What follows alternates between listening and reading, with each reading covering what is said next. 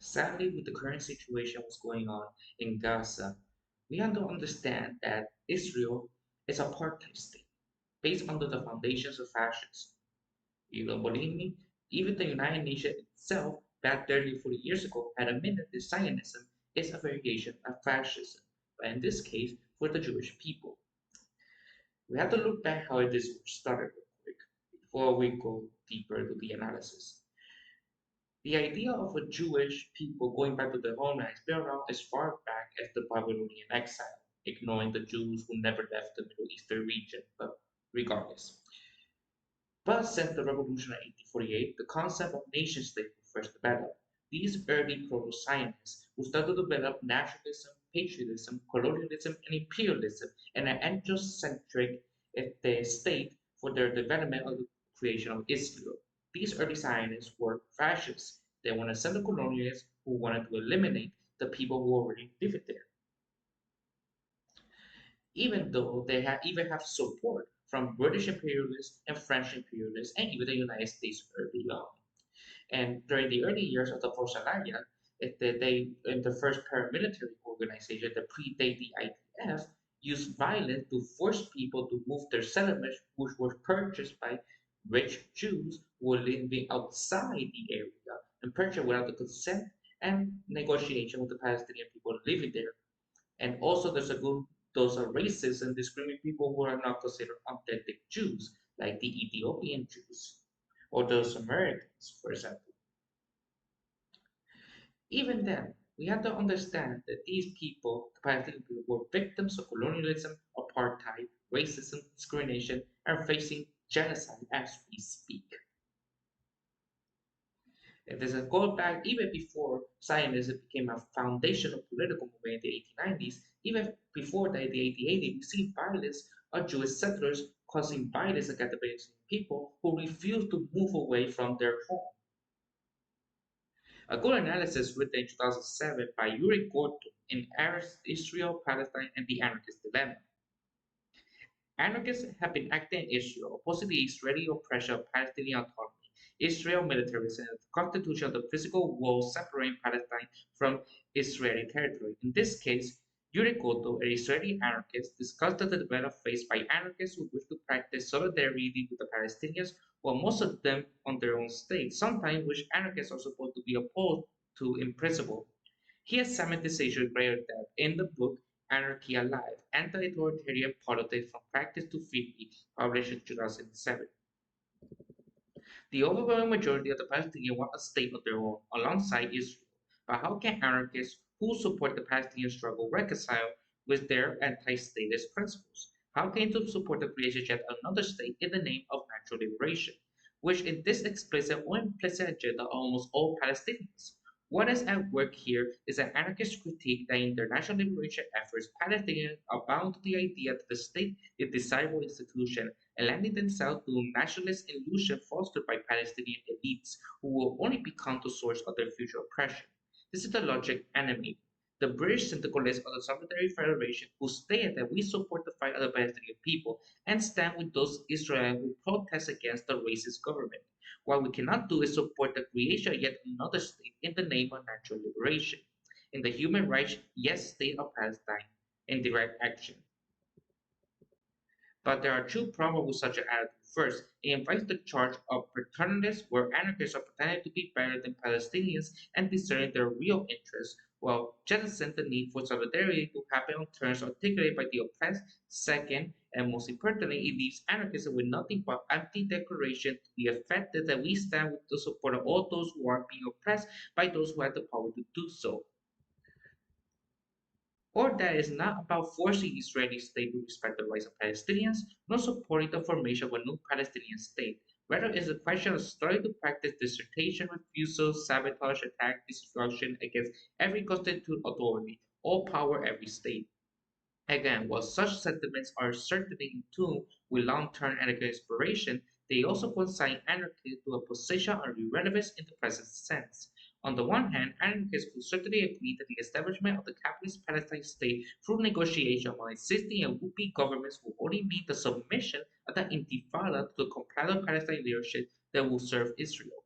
and that neoliberal globalization and nations for regional trade cooperations, such as the Mediterranean Free Trade Zone, are demarcating a capitalist trajectory for the region, will only increase economic hardship, social gaps, giving no solution to the refugee problem.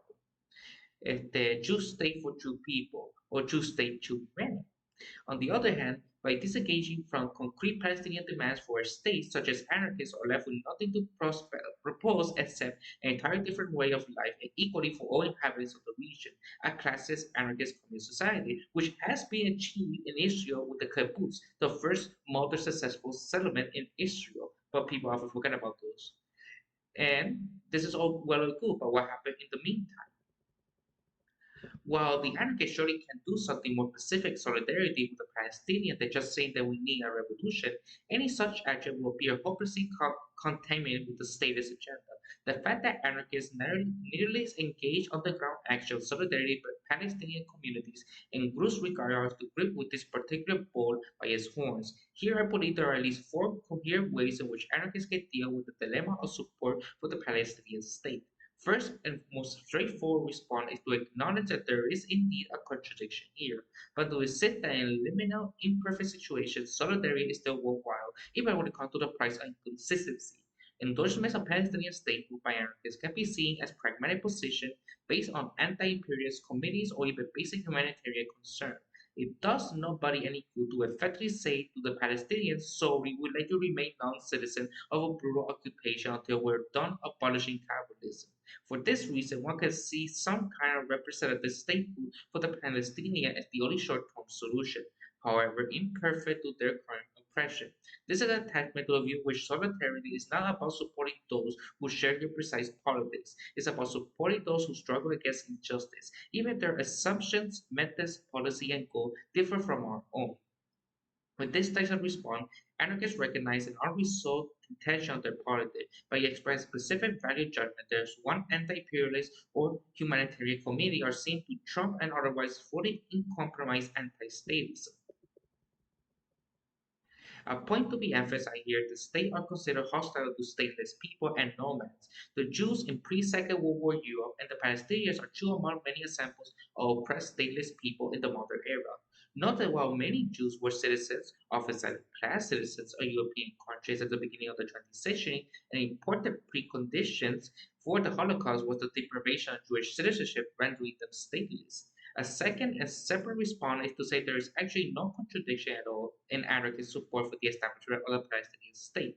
This is for the simple reason that Palestinians are already living under a state and Israel, and that for the formation of a new Palestinian state creates only a quantitative change, only a qualitative one.